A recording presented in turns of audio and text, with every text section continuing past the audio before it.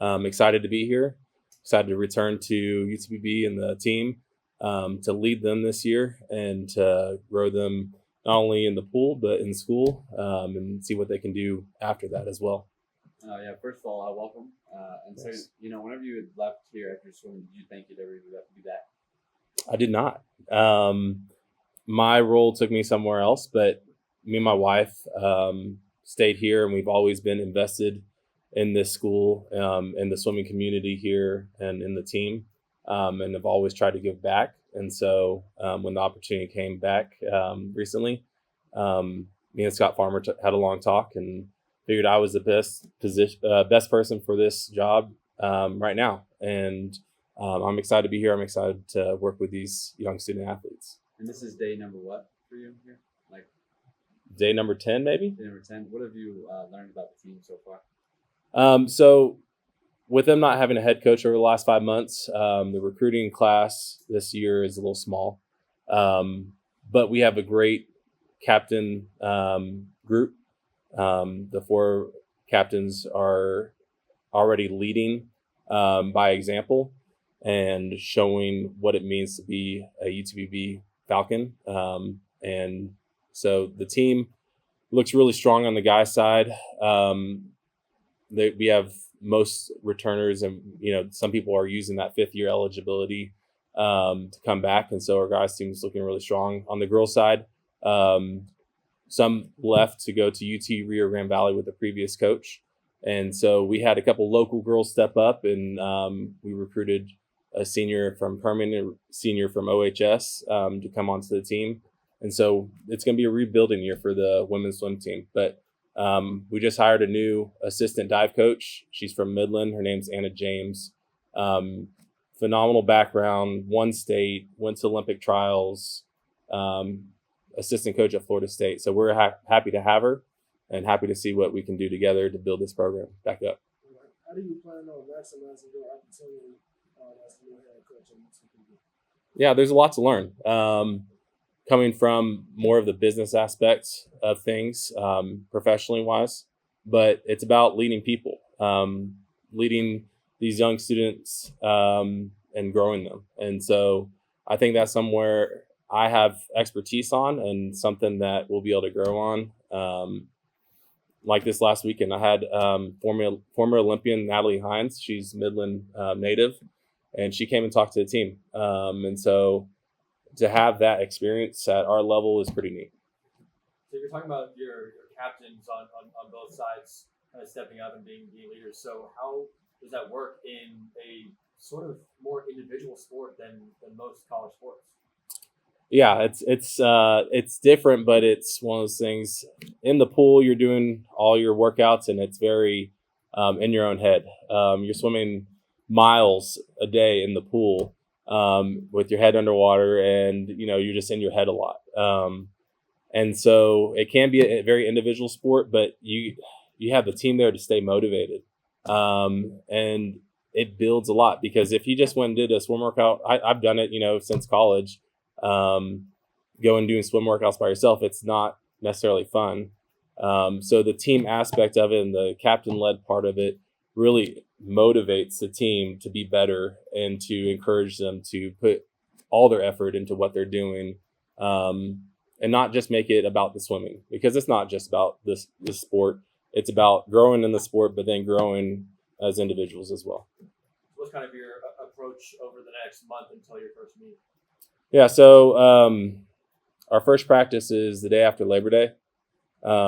So getting these kids back in the water and seeing what they're capable of. Let's build back the team, see what they look like now. The first meet, swimming is also a very focused sport to where you're focused on the last meet of the season. Throughout the season, all the individual meets build you to that, but you're not the fastest until you hit the end of the year. So let's put in the work now. Let's grow from each other and go and learn something at each of these meets that we go to. We are less than 24 hours away from the orange and white meet that you all have. So what are you looking to see from those swimmers in the meet? Yeah. The orange and white meet is actually the second Friday of September. We have a couple of weeks. No, you're good. You're good. No, but what we're looking to see is, okay, for the new girls that we have coming in, on the swim team, what are their capabilities? The new divers that we have come in, what can they do on the board, and how can we build from that?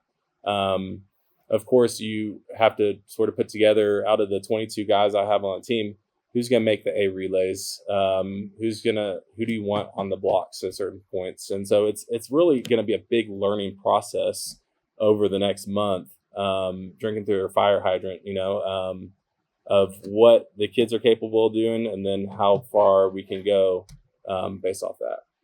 What were your events when you swam here? So mainly 100 free, 100 back. I did the 50 free, 200 free, but those were my primary ones. 200 IM, I had decent IM, but my breaststroke was awful. I have no hip flexibility, so breaststroke wasn't my thing, but 100 free, 100 back for the most part.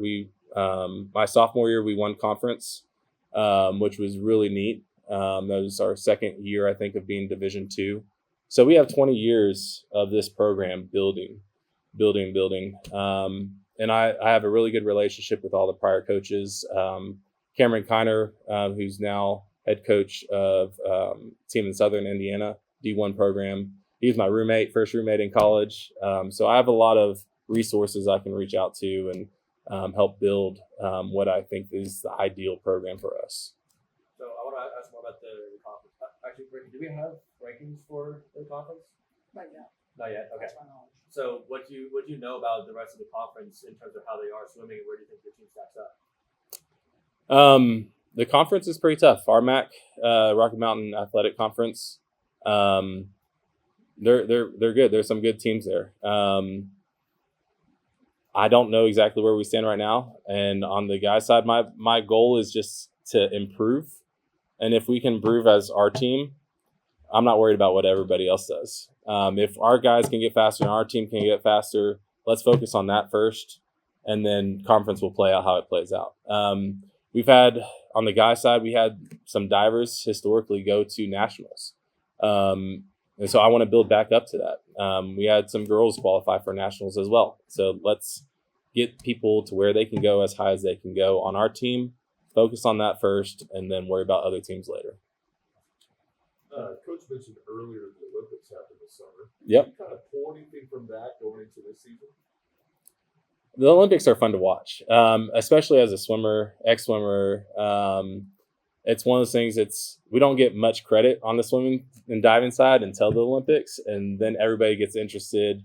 You get a big pool, a big wave of people of interest from the younger generation from that. And so talking to Natalie Hines, who came out, ex-Olympian, and, just there's so much. I mean, these guys are so good that get to that level. Of course, you can look at their stroke and see how you can develop stuff based off that. But I think mainly it's the mentality of, just hearing what these athletes have to say is probably the most you can learn from people in the Olympics. Like, we're not at a level to where you can go and replicate that. It would be awesome to have future Olympians. But hearing these people tell their story, that's the most you can learn from these Olympians. It's watching the sports is fun, but hearing their story and how you can improve from that is the biggest thing I think you can learn. And what are you hoping to learn from your team in this first meet? I think it's where they're at and where we can go. Again, I was student athlete, I think everybody here is. And so it's one of those things, the student part is just as important as the athletic part. And so I want to make sure that our team has a high GPA. I want them to be able to come back in the spring semester, everybody, and not just, 90% of the team. So how do we get there? It's going to be a learning process of seeing where they're at and what they need from me. But it's a ever evolving situation.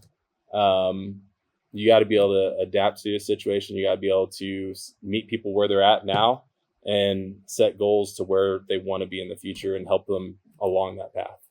I think I believe Ricky spoke about this, but can you speak about your history with coaching swimming prior to this? Yeah. So I've coached some summer league swim teams in Houston a couple years when I was in college.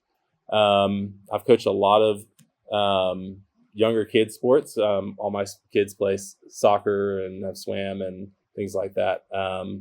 So on the coaching side of things, there's a lot to learn. I swam for UTPB for 4 years, and so I have a good background of what's needed there. And I don't think too much has changed over the years from what I've seen, but it's going to take some time to relearn and revisit. That's where my connections with the previous head coaches will be a huge benefit. Connection to the team and learning from them as well, I think is going to be huge. So I'm excited to go in there and dive head first and see what we can accomplish. And you said your first practice is coming up. You don't have it yet. Correct. So Have this you week met with your team yet? Hmm? Have you met with the team yet? we have. Okay. So I met with my captains, and then this last weekend we met and talked through things. Of course, there was some concern there. They didn't have a head coach for 5 months, but we're all excited to see what we can do. Teammates are excited. The alumni is excited. So I think we're all looking forward to a building year of UTPB swim and dive program. Anything else? Anything else, Coach? I'm good. All right. All right. Thank you. Thanks, guys. Appreciate it. Thanks, Rick.